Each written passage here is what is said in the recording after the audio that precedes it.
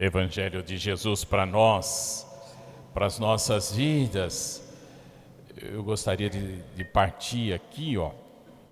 Bendita és tu entre as mulheres, e bendito é o fruto do meu ventre. Como posso merecer que a mãe do meu Senhor me venha visitar? Pois Maria, respondendo então a essa saudação, né? Ela fala da alegria. O meu espírito se alegra em Deus, meu Salvador. Depois ela completa, doravante, ou seja, a partir de agora, todas as gerações me chamarão bem-aventurada, ou seja, tu és feliz, Maria. Hoje nós celebramos a solenidade da Assunção de Nossa Senhora. Essa solenidade no resto do mundo é celebrada no dia 15 de agosto, né? E no Brasil, pelo fato de não ser feriado, se bem que tem várias cidades que é feriado, né? Mas feriado municipal, né? Como não é feriado, a liturgia da Igreja do Brasil, né, com apoio da aprovação da Santa Sé, propõe celebrar então no domingo seguinte, no caso hoje, festa da Assunção. Maria dormiu e acordou no céu, elevada então em corpo e alma, por mérito de seu Filho Jesus, mas em reconhecimento à importância da sua vida, da sua missão, do seu sim. Eu repeti aqui esses poucos versículos aqui desta saudação, né, fruto da visita que Maria faz a Isabel, primeiro na fala de Isabel, segundo na fala de Maria. E se nós juntarmos também a maneira com que o anjo Gabriel saudou Maria, né?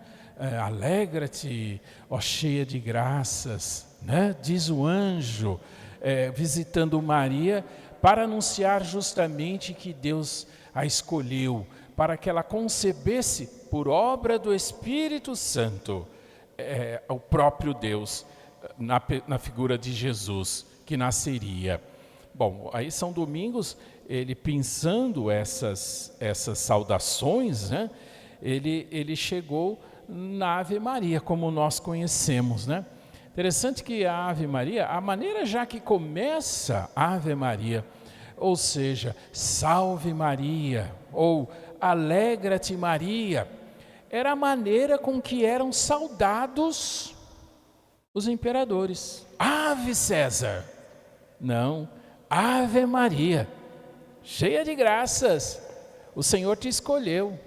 O Senhor é contigo, como diz Isabel, bendito é o fruto do teu ventre, Jesus. Santa Maria, Mãe de Deus, a mãe do meu Senhor, né? Rogai por nós, pecadores.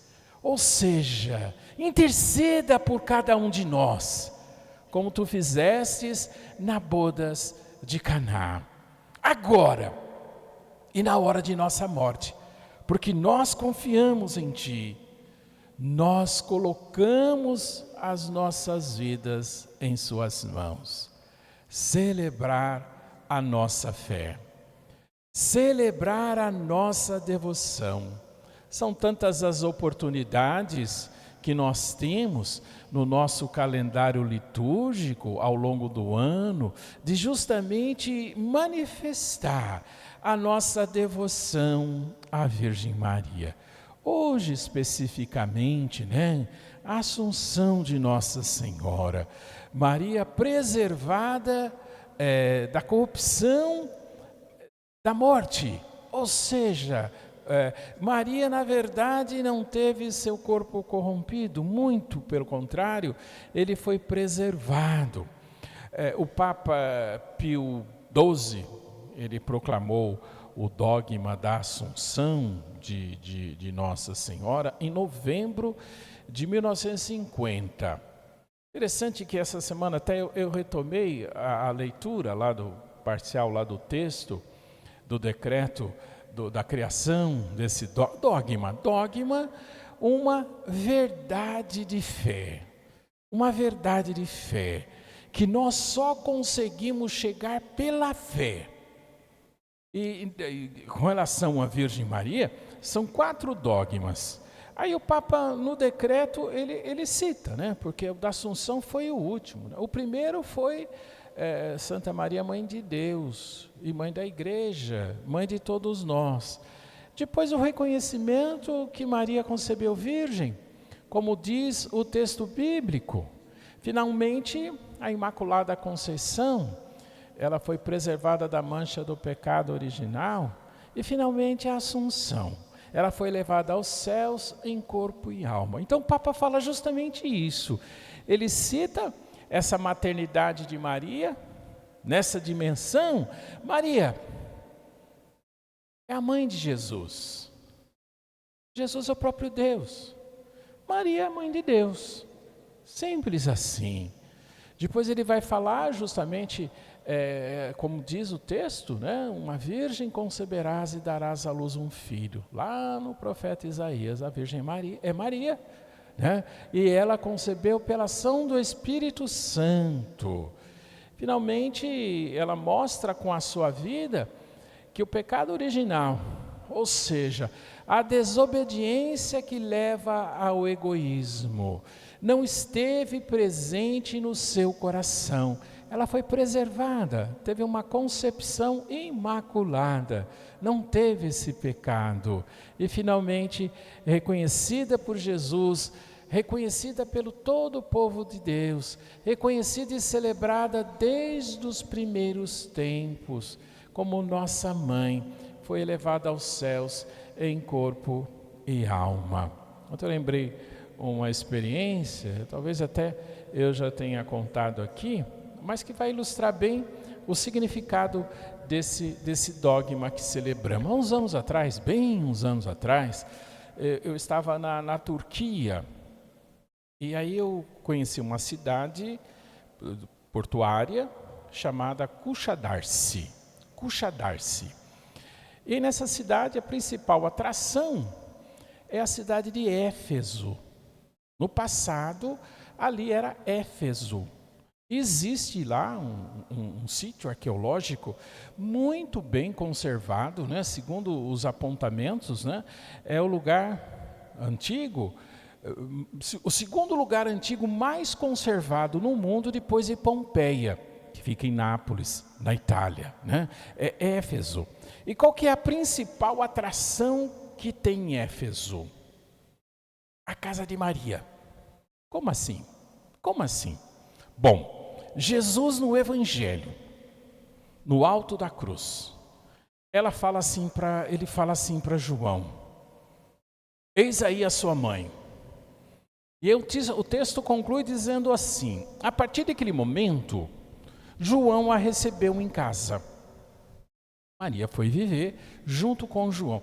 Eu cito sempre isso como a maior prova de que Maria não tinha ninguém. Né? Ela não casou de novo, José já tinha morrido, não teve outros filhos. Né? Porque se ela tivesse alguém para cuidar dela, outros filhos, tivesse com outro marido ou qualquer coisa desse tipo, por que Jesus, agonizando e morrendo na cruz, ia estar preocupado de quem que ia cuidar da sua mãe? Não faz sentido. Aí concluindo, João, um discípulo, a recebe em casa. João morou em Éfeso, muito tempo, primeiro em Jerusalém, depois em Éfeso. Aí no final da sua vida, sim, é verdade, João foi exilado na ilha de Pátimos, onde ele morreu. Mas boa parte da sua vida ele estava em Éfeso. Segundo os apontos, os dados, Maria teria morrido no ano de 48. João estava em Éfeso. Ela estava onde? em Éfeso. Aí tem uma casa muito bonita para visitar, inclusive, tem uma bica de água lá, que todo mundo vai pegar água nessa bica que sai de dentro da casa. Tem até relatos de milagres com relação a essa água da casa de Maria, né? Ela morou ali. Aí tem um outro detalhe. Boa parte dos santos, a gente sabe onde está enterrado. São Pedro, ele está enterrado em Roma. Em cima do túmulo de São Pedro, se ergueu a Basílica de São Pedro, que é onde mora o Papa, onde está lá a Santa Sé. São Paulo morreu em Roma. Em cima do túmulo de São Paulo foi construída uma igreja, chamada São Paulo Fora dos Muros. O altar, né? O altar central da igreja, em cima do altar embaixo está o túmulo de Paulo. Na Basílica de São Pedro, se você ir no subsolo, você visita o túmulo de Pedro. Agora, no mês passado, a gente teve aqui em Araraquara a visita um pedaço, né, do fêmur de São Vicente de Paulo, que está enterrado na França. E o túmulo de Maria? Não existe. Não existe. Aí o que é o dogma que a gente está celebrando? Porque ela foi levada aos céus. Antigamente se falava festa da dormição de Nossa Senhora. Ela dormiu e acordou no céu, elevada em corpo e alma. É isso que nós celebramos, né? A realização de toda uma promessa, né? Um reconhecimento de Deus, né? O Senhor fez grandes coisas em meu favor. O Senhor fez grandes coisas em meu favor. Aí destacaria novamente o que eu disse, né?